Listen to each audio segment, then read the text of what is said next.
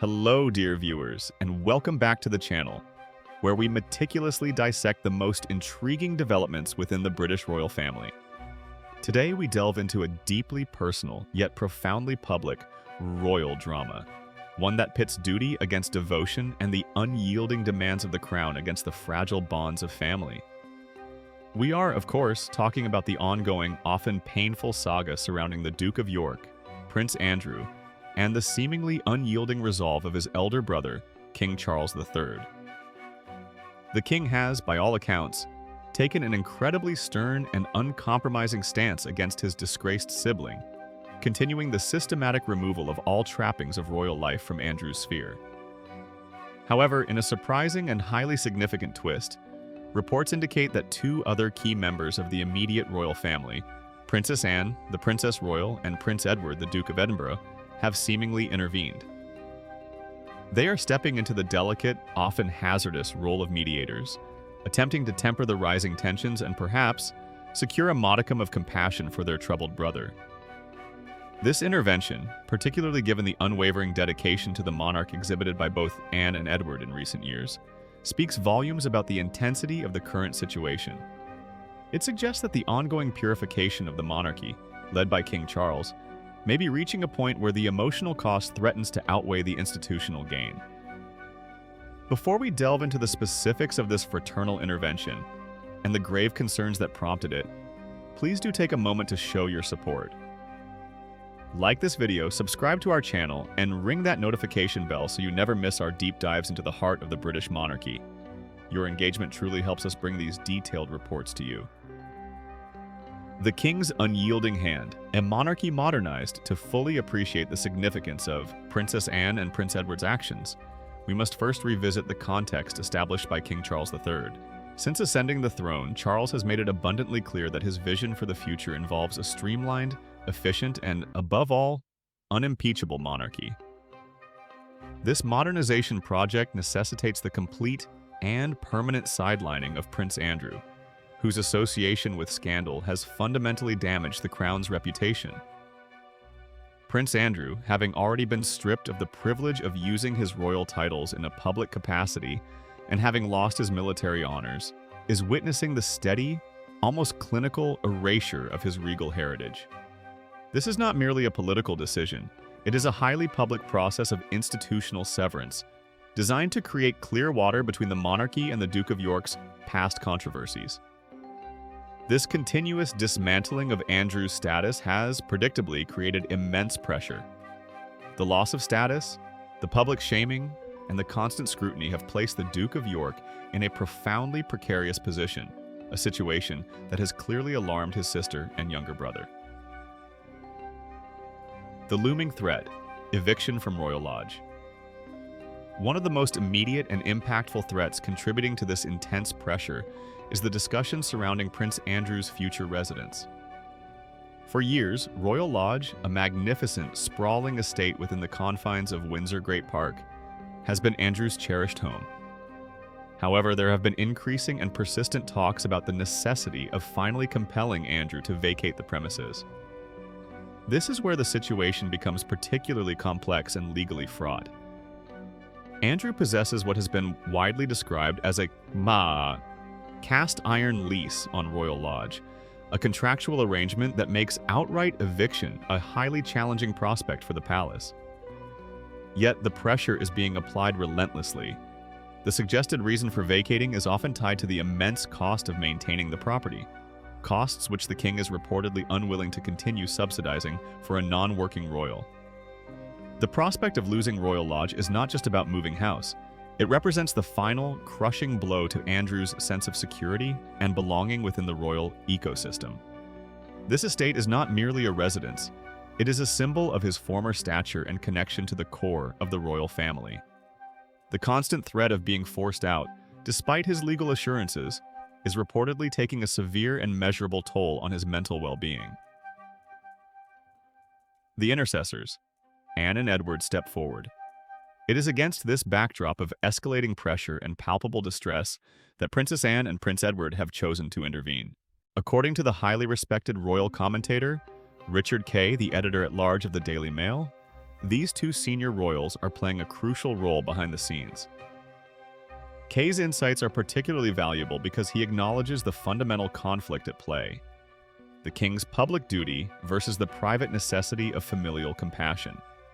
He stated quite clearly, "I think Anne and Edward have played a role." This statement confirms that the siblings are acting as a buffer, or perhaps more accurately, as essential communication conduits between the staunch monarch and his isolated brother. Richard Kay further elaborated on the motivations driving the Princess Royal and the Duke of Edinburgh.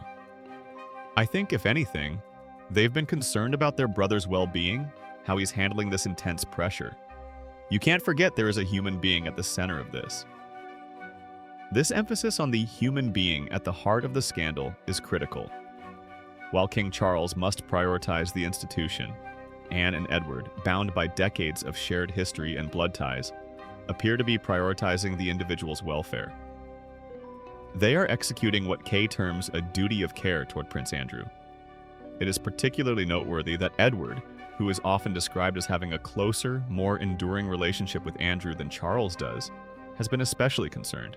Edward and Anne, both known for their pragmatism and their deep understanding of the rigid demands of royal life, are reportedly troubled not just by Andrew's distress, but by the manner in which the king's office is managing the overall situation. They recognize that while the removal of titles and duties is necessary for the monarchy's stability, the total psychological annihilation of a family member could have unforeseen and damaging long-term consequences for the family unit itself. This fraternal intervention is a risky strategy. Both Anne and Edward are models of royal dedication. Their public service records are impeccable, and they have been crucial pillars of support for King Charles's reign. By stepping in as mediators, they risk incurring the king's displeasure or being perceived as undermining his authority. Their willingness to take this risk underscores the severity of Andrew's current predicament, and their belief that a line must be drawn to protect his fundamental health and stability. The symbolic erasure, St. George's Chapel. If the threat of eviction from Royal Lodge represents the material removal of Andrew's standing, another recent action symbolizes the spiritual and historical erasure of his identity as a high-ranking royal: the quiet removal of his royal banner from St. George's Chapel at Windsor Castle. This seemingly minor action carries immense symbolic weight, especially for an audience attuned to the ancient traditions of the monarchy. St. George's Chapel is the spiritual heart of the Order of the Garter, the most ancient and most senior order of chivalry in the United Kingdom.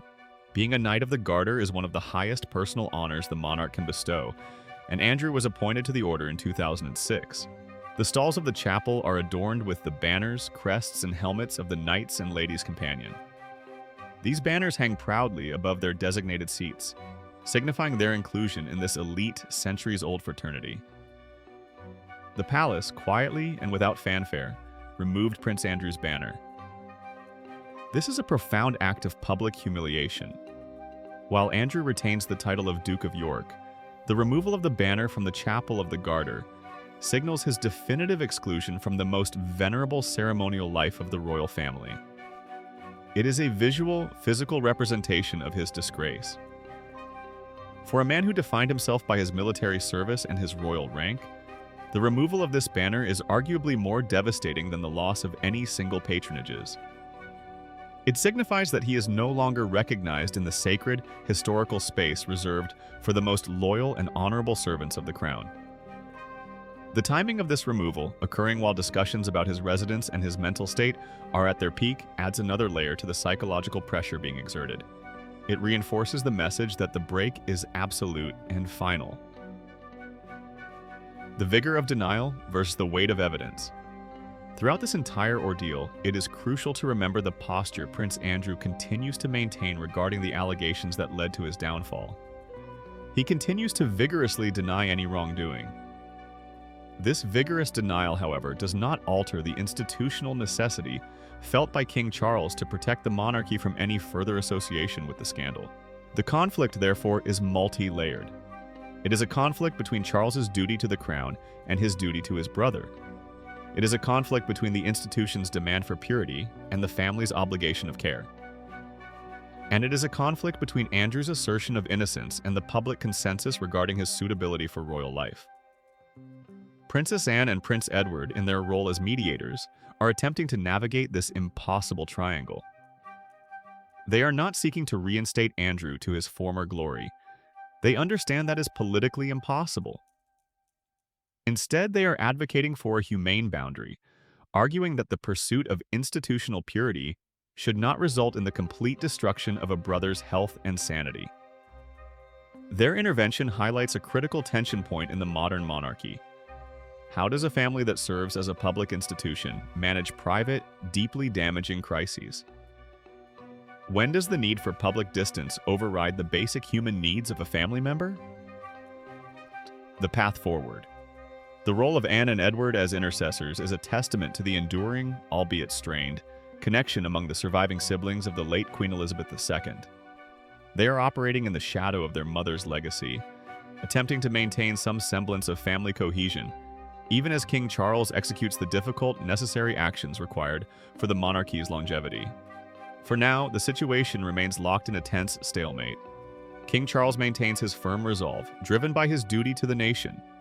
Prince Andrew remains isolated, his health deteriorating under the twin pressures of eviction threats and symbolic erasure.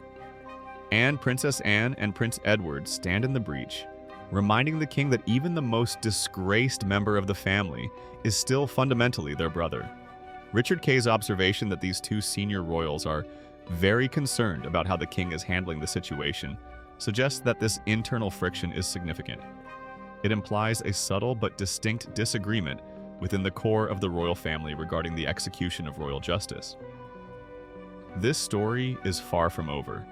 The issue of Royal Lodge, Andrew's financial security, and the long-term impact on his well-being will continue to be critical flashpoints. The fraternal intervention by Anne and Edward may not halt the king's plans, but it may succeed in softening the edges, ensuring that the necessary institutional measures are administered with a degree of familial empathy. This delicate dance between duty and devotion offers us all much to reflect upon regarding the complexities of power, family, and public life. What are your thoughts on this unprecedented intervention? Do you believe Princess Anne and Prince Edward are right to prioritize their brother's well-being over the king's desire for a streamlined monarchy? Or should King Charles be absolutely firm in his efforts to protect the crown's image? We want to hear your opinions on this sensitive matter, so please share your perspective in the comment section below. If you found this detailed analysis insightful, please give us a thumbs up. Don't forget to subscribe and join us for our next exclusive update on the intricacies and dramas unfolding within the British royal family. Thank you for watching, and until next time, take care.